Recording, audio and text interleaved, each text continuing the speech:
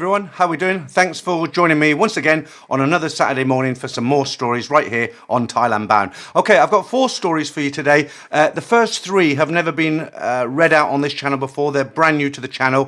The 4th one, I'll give you a warning because people want me to tell them. It is a reread because I'm getting a little bit short of stories, but I read the story out in 2021 and it's a pretty good story, so I thought I'd read it out again this week, okay? I just want to answer a couple of people who wrote in and said, you look like you've put weight back on again, because you know I lost about 11 kilos, and yeah, I put the weight back on again, but I've been doing something about it. I'm back down 4 kilos. I've started dieting again, and I'll tell you what it is. It's not because I've been eating too much, but I've got into a very, very bad habit. I've started to, well, not started, I've been doing it for about 4 months, going out to a bar at 6 p.m. in the evening and sinking about 2 or 3 pints every single night. That's it. Not drinking any more in the evening, but I've really kind of enjoyed that. Going to the park around 5 and then 6 o'clock having a couple of cold Leos or Changs or whatever, and the beer has put the weight on. So I've kind of tackled that now, and I'm coming back down. So I'm 4 kilos less now, and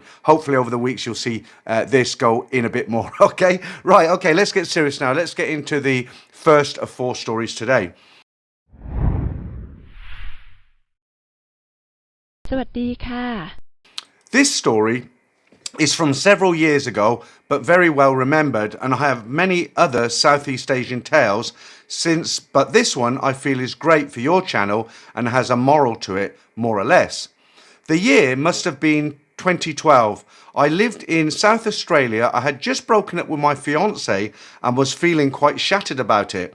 I was 34 at the time. A slightly older workmate in his mid-40s encouraged me to pack up my troubles in my old kit bag and head to the land of smiles, as it were.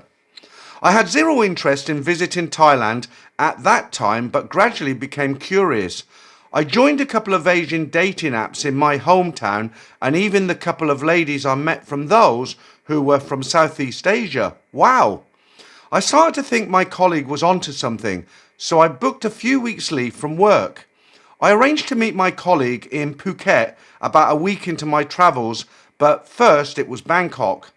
From my foray into dating apps, I had arranged to meet a Thai lady in Bangkok. Looking back now, I never met better. She was the quintessential one that got away, but never mind. She was cute, not beautiful, but alluring, caring, had a job, and did not sleep with me until our last night together. So now experienced, I moved on to Phuket. I had one night alone in modest apartments in the Karon beach area until my colleague would meet me. I should mention that it was low season at this time, just so you know.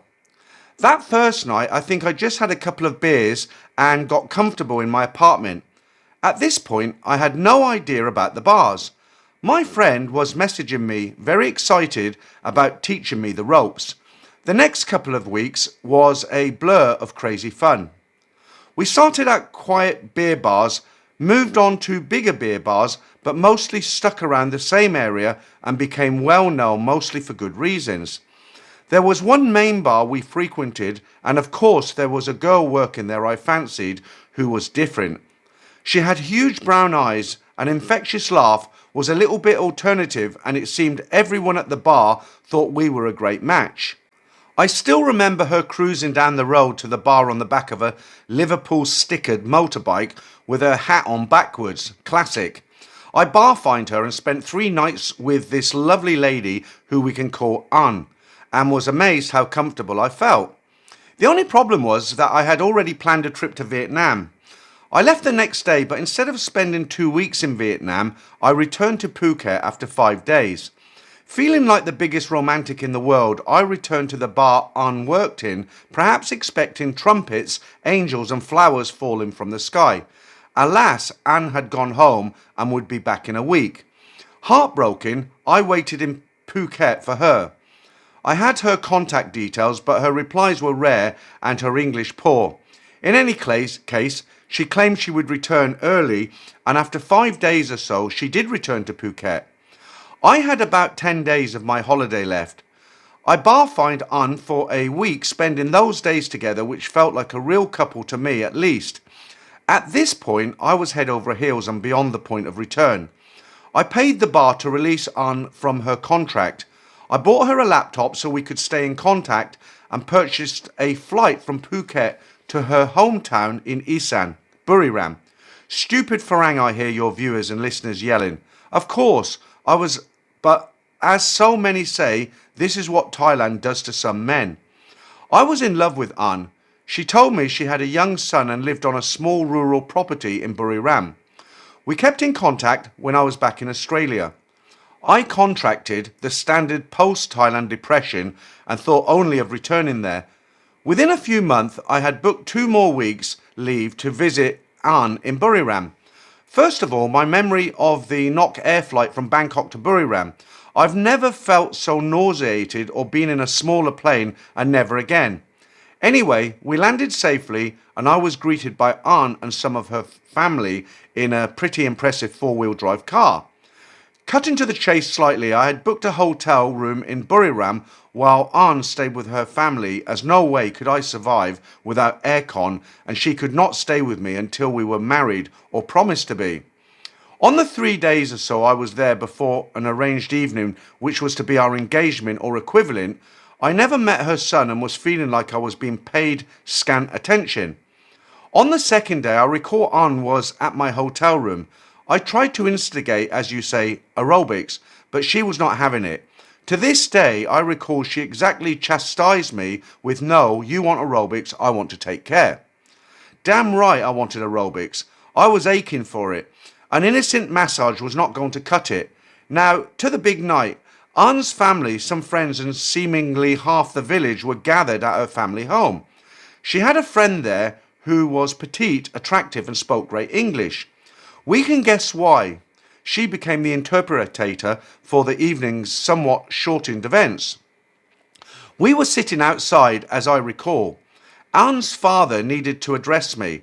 An's friend translated something close to, he asked if you love An and you want to marry her. I looked at her. I looked at An. I looked at the father. Never has my world been in such slow motion. I gathered within myself gumption I never thought I possessed. I said, no, she does not care about me.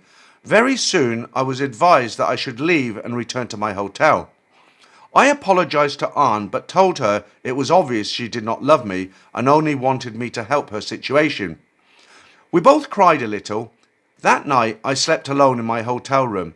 The next day I explored Buriram alone, considering what had happened. I was very comfortable that I had done the right thing. That night I asked a taxi to take me to any bars. There was a small set of 4 bars from my memory with an elephant passing by as I arrived, as they do. I chose a bar with about 4 girls in there. When I bought them a drink, they all chose milk. I think all the girls were actually from Laos. They spoke little English but were cute and friendly. Then one arrived, a little stunner. I asked if she could come back to my hotel, which she did. To this day, I recall her taking me by motorbike and the intoxicating scent of her freshly washed hair. Well, I finally got some aerobics in at Buriram. She left the next morning. I think I got my flight back to Bangkok the day after. My moral of the story from this tale of woe is that no matter how deep you may get into a relationship or situation with a Thai lady, or any lady for that matter, if it feels wrong in your gut, then leave. Leaving when I did for sure saved me from a lot worse to come. It was extremely awkward ruining that evening, believe me, but I have no regrets about that. Yeah, I tend to agree with him. He's seen all the red flags and he decided it's probably a little bit better to be embarrassed than to go through with it. I just want to tell you something. If you're fairly new to Thailand and you go into bars or go-go clubs and you have a regular girl that you like to take out, if you go in there one time and she's not there and the mama-san tells you, oh, she's outside, she's gone to eat, that isn't actually true because they normally eat before the bar opens early, like 4 or 5 o'clock in the evening. If she's not there, it means she's out with another customer, and the mama-san telling you that she'll be back after eating means she'll be back after she's done with that other customer. If you go there and the mama-san tells you she's gone up to her village for a week, normally what that means is some guy's paid the bar and taken her to one of the islands for a week, something like that, okay? In my experience, that's normally what goes on. Right, okay. Let's jump into story number 2 of 4 today. Hi Peter, here is a story that you might like to read on your channel. It is nothing spectacular, just a story about a first timer in Bangkok. My name is Ron. I am from Rotterdam, Holland. Back in 1993, when I was 29 years old, I had recently become single and I booked my first holiday to Thailand, 1 week in Bangkok and 1 week in Phuket. When I got on the plane, I knew the words Pat Pong, Soy Cowboy and Nana Plaza. That was all.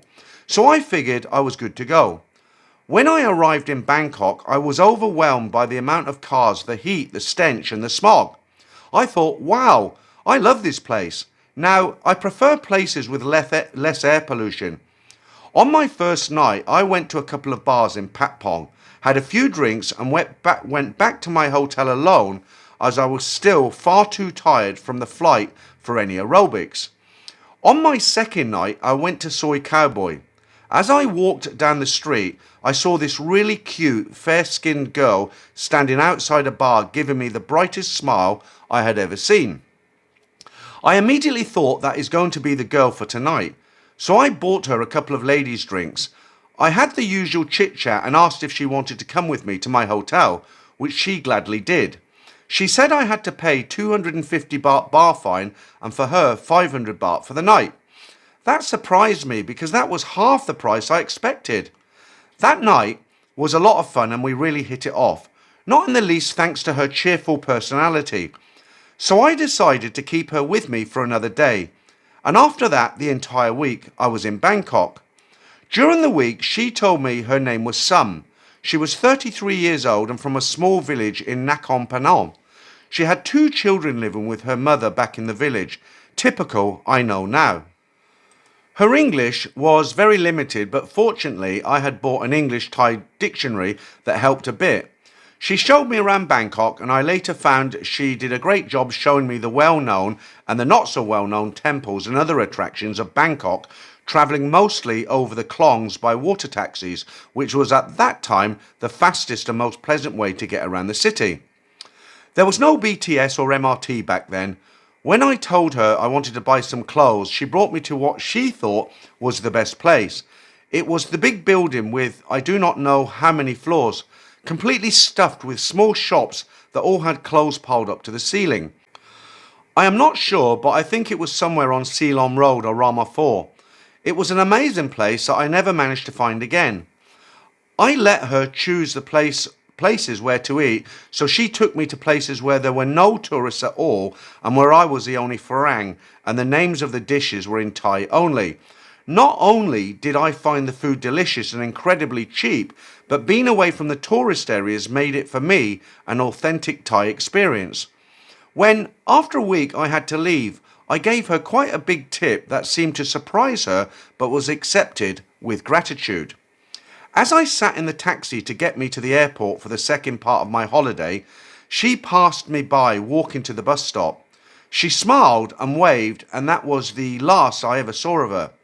When, after a few years, I returned to Bangkok, I found the bar she worked at had gone with the wind. Now, over 30 years and quite a few visits to Thailand and other countries later, every now and then I still think of Sum, who was a true gem with a sparkling personality. She made my first visit to Bangkok an unforgettable experience. So this happens with a lot of guys. They come out here for a holiday, they hook up with one particular girl who has got an amazing personality, because some of these girls are real nice girls. They're good company, they can make you laugh and show you around, and yeah, they can make you feel special. And when they come back a second time, maybe a year later, 6 months, I don't know, they'll make a beeline for that bar, hoping to find her again. And in most cases, the girl isn't there because she's either moved on to another bar or somebody's met her and decided, you know what, I want to take this girl back to my country, or I want to live full time with this girl, and they take her out the bar. It happens so often, and guys get very disappointed, and that's just how it goes. It's the lay of the land, as they say. Right, okay, let's jump into story number 3. A few months ago, I sent to Thailand Bound a story about how after years of visiting Thailand, I finally met someone who became my wife. That was 7 years ago, and I can say without reservation that our relationship is the best I've ever had. Living proof that if there is a God, he or she has saved the best till last. In that story, I mentioned my wife's family and how if you marry a Thai, then they come, for better or worse, with a free family, and that when you become part of that family, you become part of the support network, which should work to the benefit of everyone. Nonetheless, there are as many horror stories focused on guys getting mixed up with predatory partners who, working together with their relatives, conspire for hubby to eventually lose everything and be sent on his way with no recourse in law. Fortunately, I cannot tell one of those stories. My experience with the family ever the last 5 to 6 years has all been good. Of course, Pom's relatives asked the obvious initial question, is he rich? To which Pom said truthfully, he has a good job but he is not rich. We visit every year and they always treat us well. There is more pressure on Pom to provide than on me. It is expected because she works abroad that she will appear with money to spare and arrange something for them all to celebrate.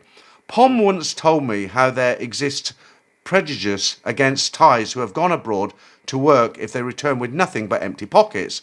So one year, Pom paid for transport and accommodation for a minibus full of close relatives to visit another branch of the family in Pattaya. Another year later, she hired a floating platform on a local reservoir which had onboard entertainment and opportunities to fish and swim. Next year, another minibus is planned to visit her niece in Chiang Rai, who has just started university. Nothing is said, but it would be considered bad by Pom for me not to contribute. In between visits, Pom sends money home monthly to cover the care of her dad, who is 81 and not in the best of health. In addition, there are other occasional payments which babies are born on, or when a cousin moved to Phuket to work, money was required to help him settle, and of course the niece starting university was not without costs. Most of these contributions are not requested, but Pom has an integrated sense of etiquette which guides our payments. There are also occasional requests for small amounts, a few hundred baht from more distant relatives who have few or no close relatives around them to help. The family is the welfare hub and a bit like national insurance. Here in the UK, you are expected to pay in on the basis that one day you might need support. This is more important for Pom than for me because I doubt I will die in Thailand. Pom, though being younger than me, will more than likely return home one day, and that is the time she will or should get looked after should she need it. We have had a house built on land owned by Pom, a nice clean new house as her dad may need dialysis and a clean space will make this easier and more hygienic. I have enclosed a picture of this house built of recycled teak, 2 bedrooms, tiled bathroom, hot shower, aircon in one room, all including groundwork, £15,000. Soon after it was built, a storm hit the hometown, blowing off many of the tin roofs, including the roof of Pom's close relatives. While repairs were underway, they all sheltered in the new house, which thankfully held together. Last time we were out there, Pom arranged a house blessing and food for all relatives and friends who wanted to attend, about 100 people. I paid for the beer, and when I got the final bill, I did not feel anyone had taken advantage of free booze.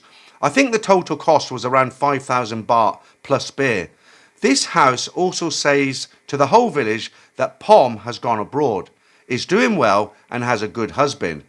On this basis, she makes face and her star rises accordingly. Of course, if our marriage ended, the house stays with Pom. I would have no recourse in law.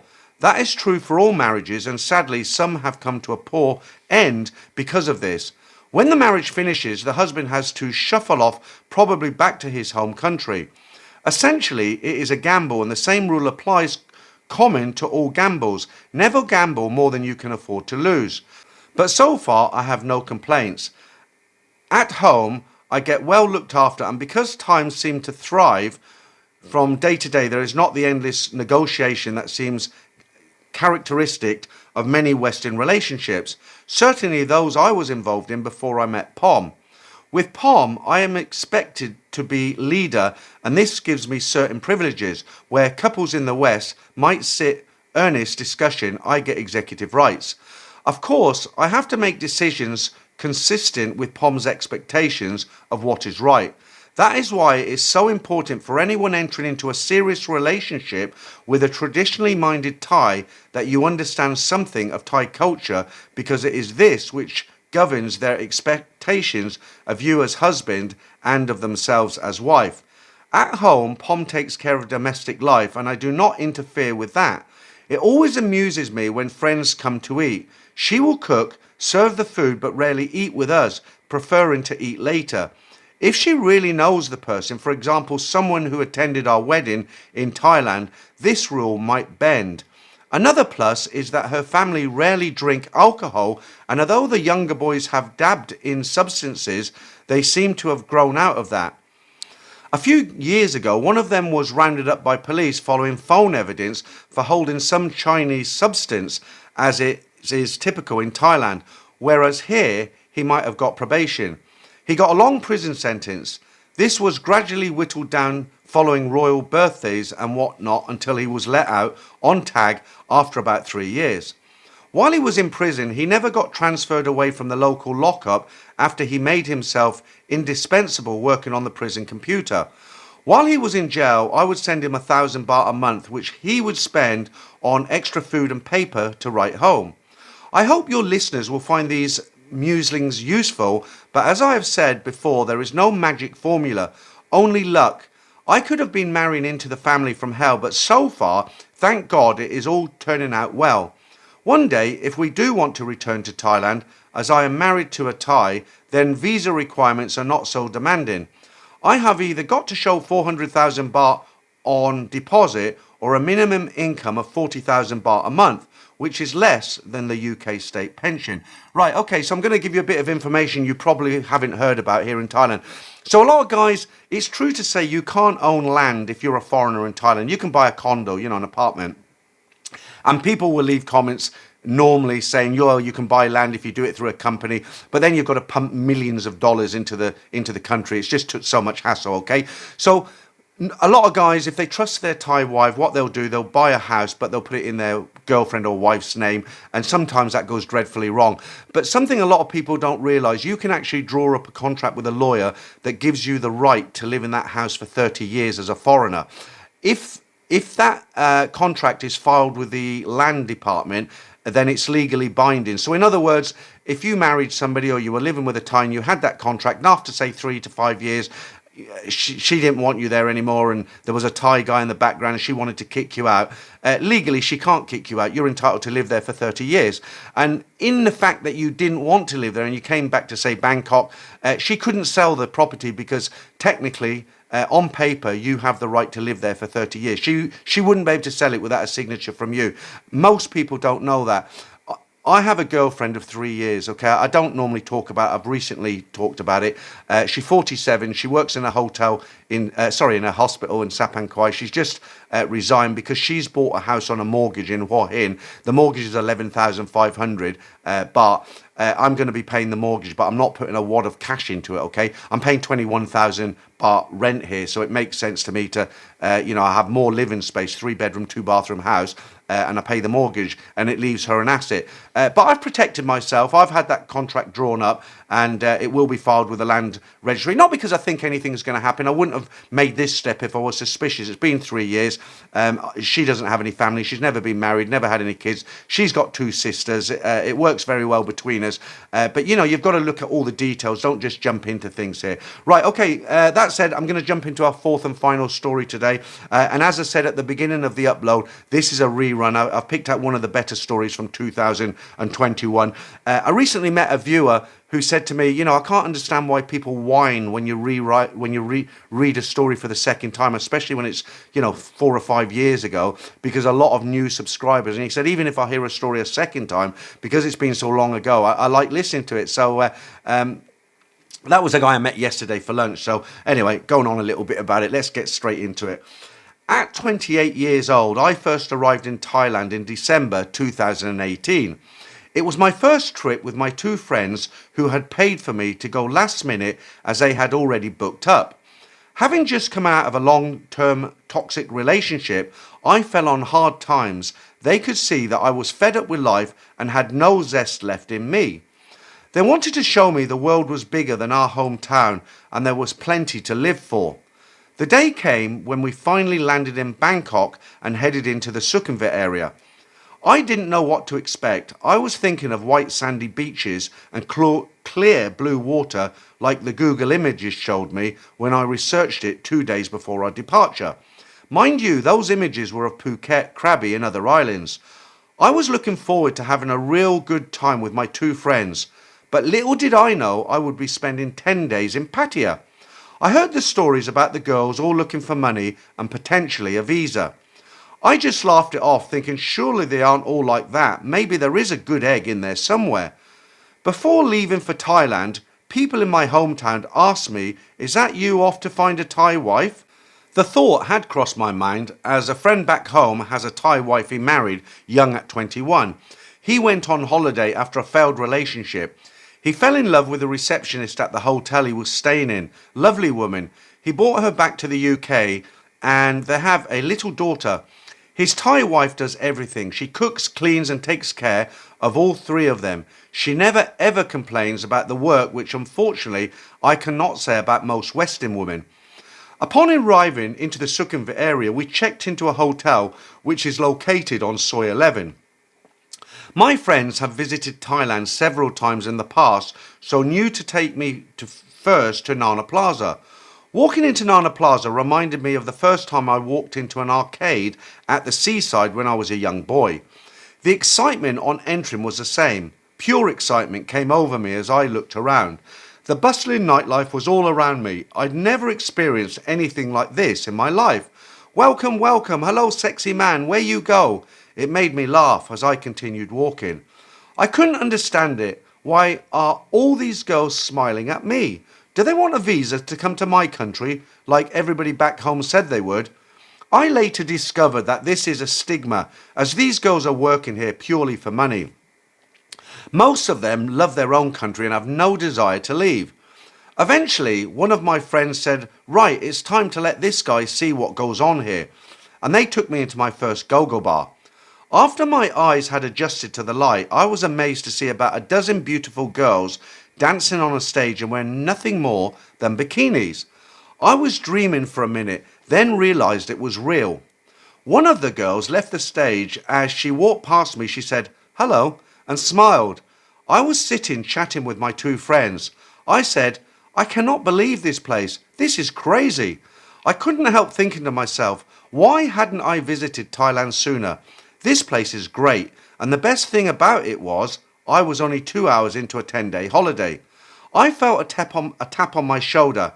"Hello," said this gorgeous 5'2" stunner with the brightest smile and the whitest teeth you could imagine. Her dark skin tone was the cherry on the cake for me. She was absolutely beautiful. How could I resist? She told me her name was A and asked me where I came from, to which I replied, "Scotland." A said, "I like Scotland. You come holiday? How long do you stay Thailand?" "First time you come my country?" And very stupidly, I said, "Yes, it's the first time I have visited Thailand." A immediately comes out with, "You want I show you around?" I thought, why not? I wouldn't mind going for a game of pool with her, and I had to see a bar with a pool table just outside Nana Plaza. My friends hadn't explained anything to me about how the bars worked or the bar fine system, and I couldn't really ask them at this point, as they were both in full party mood with new friends of their own. I asked her, "What time do you finish work?" She said, "I work very late, but I can leave the bar early if you pay for my bar fine." I asked her how it worked and how much it was. She explained it was 5,000 baht, which would cover her salary and compensate the bar for losing her for the rest of the evening. Quickly working out the exchange rate in my head, I worked out that it was peanuts really, and I was on holiday for a good time. So that was that. I paid the 5,000 baht to go off and play some pool, which I was looking forward to. I got a chance and we left the go-go bar together. A and myself had a brilliant evening playing pool and getting smashed on shooters. We eventually end up in my hotel together, but I was too drunk for any aerobics, but made up for it in the morning. I fell asleep again, and as I looked at her laying there, I once again thought to myself, she is absolutely stunning. She is also a nice girl. I'd enjoyed her company last night. I thought to myself, if she wants to hang around a while longer and go for some food with me, I wouldn't have a problem with that, and I hoped she wasn't in a hurry to run off someplace else. I was coming out the shower when I heard a yawn. Good morning, Tilak. Are you okay? I'm fine. A little tender from all the shots, but I'm okay, I said, laughing. I can't remember getting back home, I said. A says, I bring you back 'cause you mow too much. I replied, what's mow? Drunk, she replied. I just laughed. I then said, do you want to do something with me today? She replied, A can do whatever you want to, like Tilak, but first you have to pay me 10,000 baht. I was very confused. 10,000 baht for what? You told me 5,000 baht and I paid it to you last night. A then said, that wasn't for me, that was for the bar. You have to pay me 10,000 baht for taking care of you last night. By this point, she had raised her voice and it was getting agitated. I tried to reason with her, but she just wouldn't have it. I gave her another 2,000 baht and said, look, that's 7,000 baht I've given you in total. That should be enough. She then screams at me, no, you have to give me 10,000 baht or I call my brother, he Thai mafia. Wow, I thought, what have I gotten myself into here? I shoved the 2,000 baht into A's hand and said, that's all you're getting, call who you want. When at that point, there was a knock at the door. It was my friend, Gary. Gary said, come on, hurry up. We have a taxi booked for Pattaya. It will be here in 10 minutes. I thought you'd be up and dressed already. I said, no worries, give me a minute. I'll be right there. A wasn't done yet. She started picking up the hotel brochures and throwing them around the room and was shouting at me, you no go now. I call my brother. You have to pay. By this point, I was getting stressed out and just wanted to leave. I just paid her the rest of what she wanted and asked for. The only thing I was thinking was how much I had given her in my own money and did I have enough left for the rest of my holiday. As soon as she had the cash off me, she changed back to how she was the night before. The next thing to come out of her mouth was totally unbelievable. She said, I don't want to go. I want to stay here with you and take care of you. I said, no, I'm sorry, that's not possible. I'm leaving for Pattaya in 10 minutes with my two friends. Then she says, okay, I come Pattaya with you. Take care you 10 days. No, I said, I'm not paying you again. I don't have much money left. Only have money for holiday. She said, it's okay, Tilak. Two people can sleep together, one room. You buy me food, we okay, no problem. Thinking about this offer and thinking maybe I can get to know her better, I agreed she could join us. To cut a long story short, we actually had a fantastic time in Pattaya together, seeing the sights, partying every night and getting drunk together. It was great fun, but now it was time to go home. I was sad. I had fallen for A and she with me, apparently. I later learned A was from Nakhon Sakon and had a son that her mother took care of. She had come to Bangkok to provide for her family and extended family, grandmother, grandfather, etc., as they were all very poor. I don't think A realised that I wasn't exactly rich either. I was working for minimum salary in a very labour-intensive job. I asked A, where do you want me to drop you off in Bangkok? She replied, I come airport with you. You my boyfriend now. My friends looked at me as if to say, idiot. I said to her, okay, that's fine. If you want to come to the airport, you can. We can have a meal before I leave. When I was back home, A was calling me every day, actually some days every hour. I was missing Thailand now, or was missing A. I booked a second trip alone on Boxing Day and sent a screenshot of the ticket to A. My holiday was for 18 days. That is the maximum time I could take off work. I sent her a message with the scan that said, I miss you and I'll be there soon. But I didn't hear back from her for over 2 days.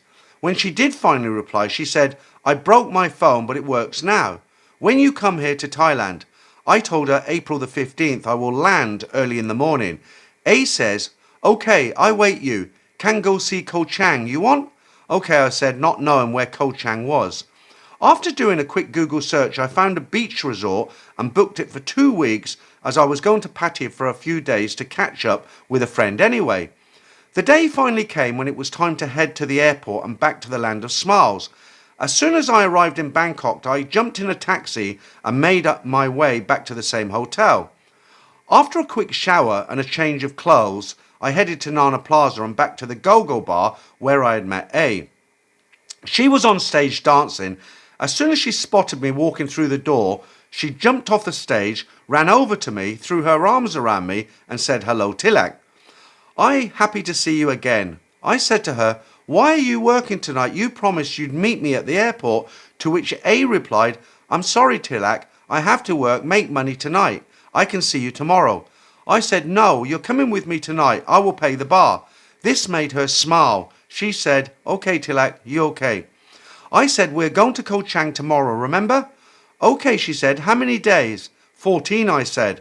"I have to go to Pattaya to see friends." "Okay," she said as she's pressing buttons on her phone. "Need to pay me this much, Tilak." I looked at the digits on her phone. 180,000 baht. You pay me for pay bar, then I can go to Koh Chang.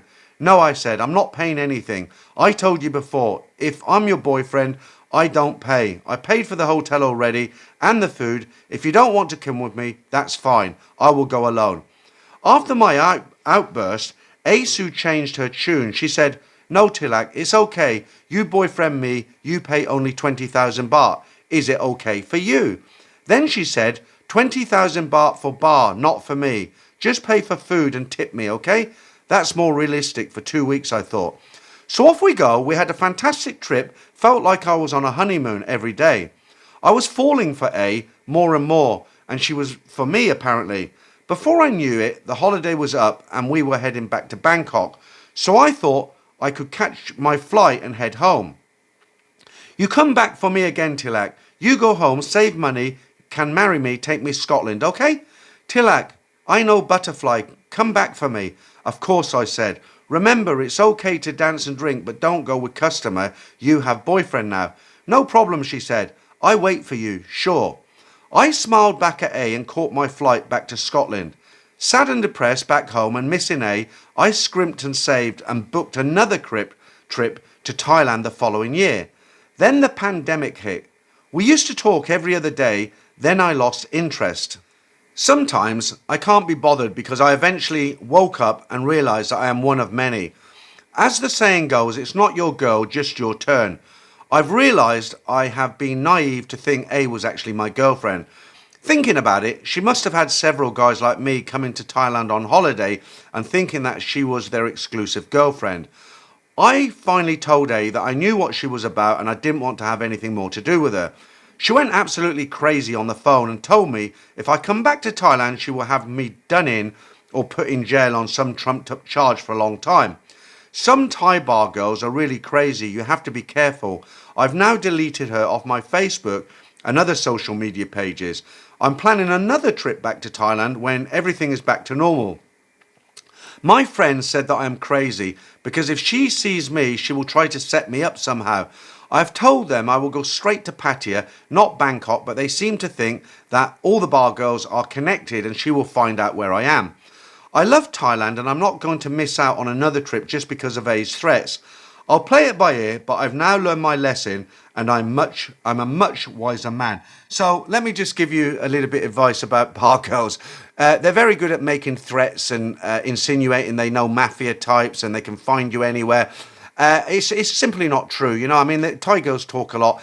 Bar girls I'm talking about, not regular Thai girls. If you go into say a go-go bar and you have some problem with a Thai girl you've taken out for the night or whatever, and she's upset because you're not going to pay, you know, you don't want to see her anymore, pay her any money, and she makes all these threats, just ignore it. It's rubbish. Just don't go into that bar again, okay? If you never speak to them again. Of course, if you were to take them back to your hotel again, they could leave substances and all sorts and then call the police. So just have nothing more to do with them.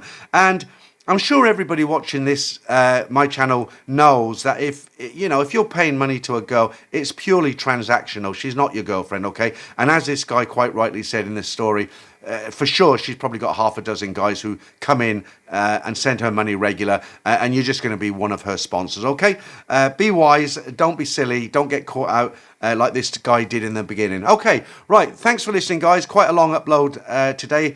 Hopefully I'll have some more news stories for you next Saturday. If you're sitting on a story, as always, send it in. I'll make it anonymous, and you too can have your story read out right here on Thailand Bound. Thanks for listening, and I'll catch you next Saturday.